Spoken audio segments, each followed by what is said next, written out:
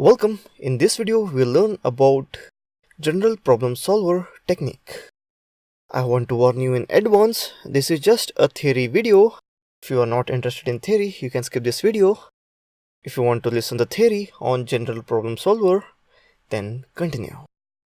As the name implies, that is general problem solver, it was intended to solve nearly any general problem. It was the first useful computer program that came into existence in the artificial intelligence world.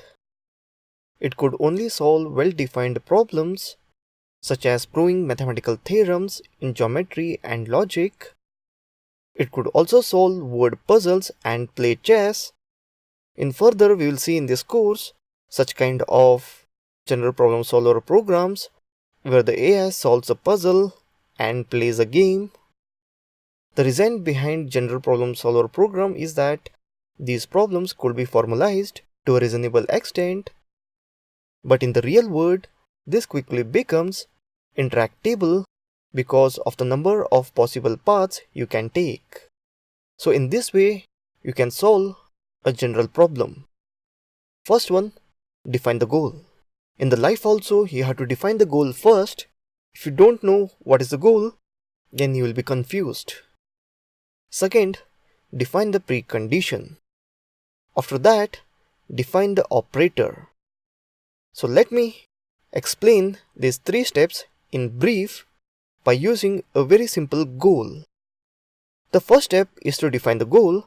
So let's say our goal is to get some chocolate or get a car or whatever.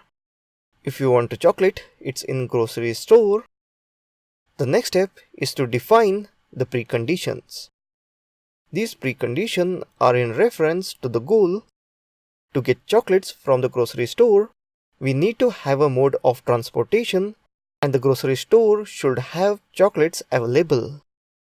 The third step, defining the operators. If my mode of transportation is a car and if the car is low on fuel, then we need to ensure that we can pay the fueling station. And also we need to ensure that you can pay for the chocolates at the store. So in this way, a general problem is reduced into three steps and the problem is solved. The general problem solver will work as long as you can frame the problem like we did just now. Constraint is that it uses the search process to perform its job, which is way too computationally complex and time consuming for any meaningful real-world application. Which you'll see further in this course about what I am talking, about what kind of general problem I am talking. So nowadays, almost all of the AI are based on general problem solver itself only. So that's it in this video.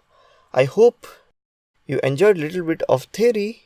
If you didn't, I am helpless because this theory was pretty much important to mention at the beginning of this course.